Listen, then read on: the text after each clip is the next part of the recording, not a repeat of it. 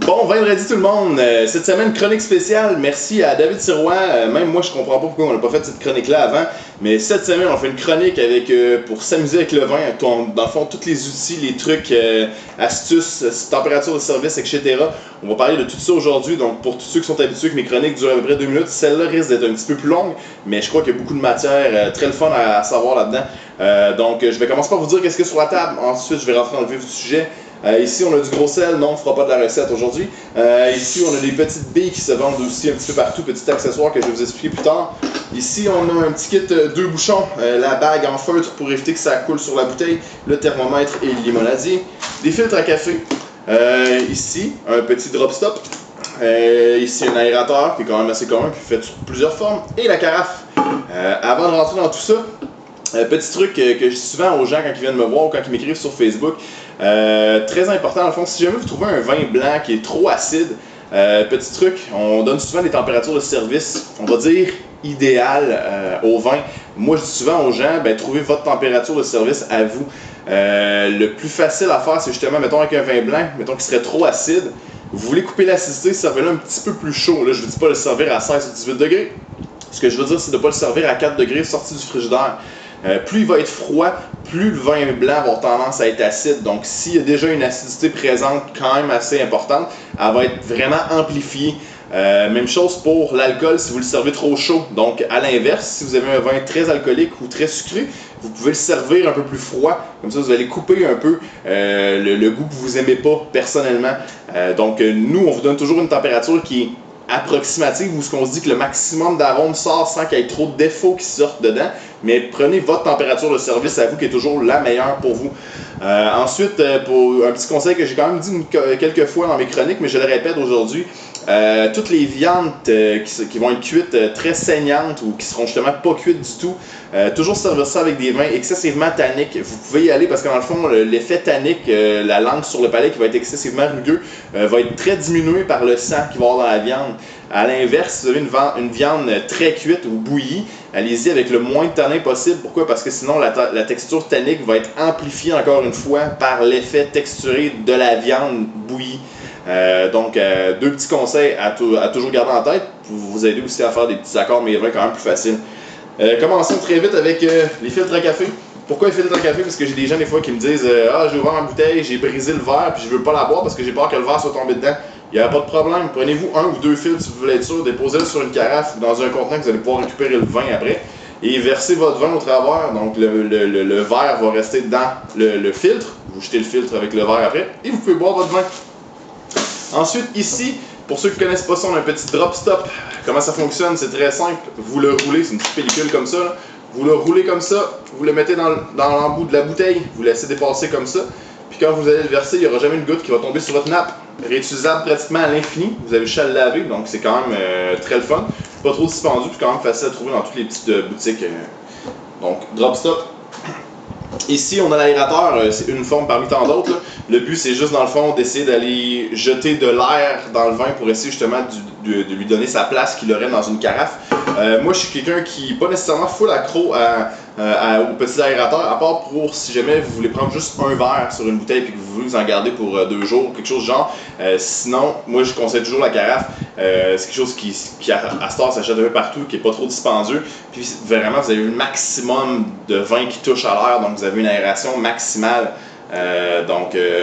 Ça et ça, le même principe, le but c'est d'aérer le vin pour être capable d'aller chercher le maximum d'arômes. Ça ici, c'est très simple dans le fond, qu'est-ce que c'est? C'est des petites billes en métal. Je sais pas si je vais être capable de vous le montrer comme il faut, là, puis je veux pas non plus les échapper. C'est des petites billes en métal ou en aluminium plutôt. Ce que ça fait dans le fond, c'est pour nettoyer les carafes. Même principe que le gros sel. Si j'ai jamais utilisé le gros sel pour laver les carafes, ça peut justement être très bon. Pourquoi? Pour 2 raisons. Si jamais vous mettez du savon à vaisselle dans votre carafe et que vous vous en resservez quand même assez régulièrement, vous allez à un moment donné trouver que votre vin va peut-être commencer des fois à goûter un peu le savon à vaisselle, à moins que vous l'ayez vraiment bien rincé. La deuxième option, c'est d'y aller avec un peu de gros sel. Ce que vous faites, c'est que vous en mettez un peu dans le fond, à peu près la quantité des billes qu'il y aurait là-dedans. et vous mettez juste un petit peu d'eau. C'est vraiment juste pour que dans le fond ça crée un coussin d'air pour être sûr que le gros sel vienne vraiment frotter le fond de votre carafe, pour être sûr qu'il ne reste pas de dépôt. Surtout si c'est du rouge, puis vous en allez boire du blanc, puis vous voulez carafer un blanc, parce que oui, ça se peut carafer un blanc. Il y a certains blancs qui sont quand même assez massifs qui peuvent prendre la carafe aussi. Donc ce que vous faites, c'est que vous mettez dedans, vous mettez un petit peu d'eau, vous le brassez comme il faut et vous rincez à grande eau chaude, c'est tout. Vous la laissez à l'envers pour la faire sécher. Oui, il va y avoir des petits spots d'eau, mais ça, c'est pas grave. Dans le fond, à toutes les fois, avant de le réutiliser, repassez l'eau dedans ou si vous pouvez carrément justement vous en servir si c'est juste des petits spots dans la partie supérieure. Donc, il n'y a aucun problème. Pour les billes, dans le fond, une fois qu'ils sont dedans, après ça, vous pouvez les remettre dans le petit entonnoir qui est ici, un filtre dans le fond. Donc, ça, c'est pour le faire sécher. Vous allez avoir toute l'eau qui va s'égoutter, les billes vont sécher. Après ça, vous pouvez les remettre dans la partie d'en dessous. Petit truc qui n'est pas non plus super dispendieux. Puis dans le fond, au contraire du sel, je sais bien que ça coûte pas beaucoup cher, mais au contraire du sel, lui, vous pouvez l'utiliser encore une fois à vie. Juste aller nettoyer toutes les fois. Ensuite, le petit kit qu'on a ici, quand même un affaire qui s'achète un peu partout, qui ne coûte pas nécessairement non plus très cher. Deux petits bouchons, très standard. Des bouchons avec, dans le fond, deux anneaux de caoutchouc pour être sûr que ça fait sur la majorité des bouteilles.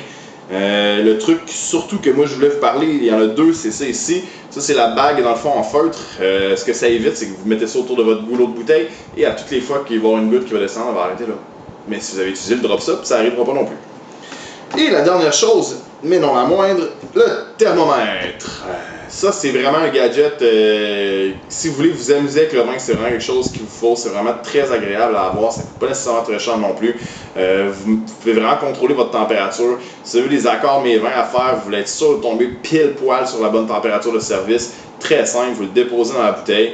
Puis après ça, une fois de temps en temps, vous regardez la température. Si vous voyez qu'il est trop chaud, remettez-le au frigidaire. Si vous voyez qu'il est trop froid, laissez-le sorti. Donc quelque chose quand même assez facile. La majorité des vins blancs, on se dit souvent en SEQ que c'est toujours des vins avec température de service qui vont tourner entre 10 et 14 degrés. Okay? Pourquoi 14? Parce qu'il y a certains vins qui sont quand même assez gras, assez puissants, qui peuvent se rendre jusqu'à là. Puis des fois, des vins aussi qui ont peut-être trop d'acidité. Puis pour corriger le défaut, on va se rendre jusqu'à 14. Je sais que la dernière chose est triste, mais ça peut être ça aussi. Pour les vins rouges, normalement, on peut se tenir justement entre... mais je vais dire 13 et 18.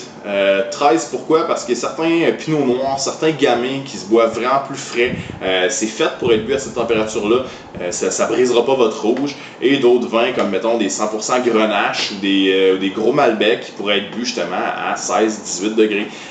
Petit conseil pour tout ce qui est vin blanc pour l'été, la majorité du temps, laissez-le au frigidaire. Si vous voulez être dans la bonne température, normalement, sortez-le 15 à 25 minutes avant que vous le buviez. Normalement, vous allez tomber direct dedans à peu près.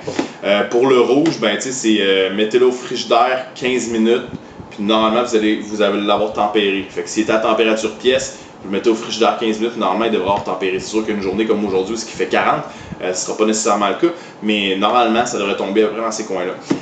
Donc, ça fait le tour. Si jamais vous avez d'autres suggestions, n'hésitez pas à me les envoyer. La semaine prochaine, on va déguster un blanc. Donc, j'écoute vos suggestions, donc continuez à me les envoyer. Continuez à partager ma page, mes vidéos, et on se voit dans une semaine pour une dégustation de blanc. Donc, bonne semaine et bonne dégustation.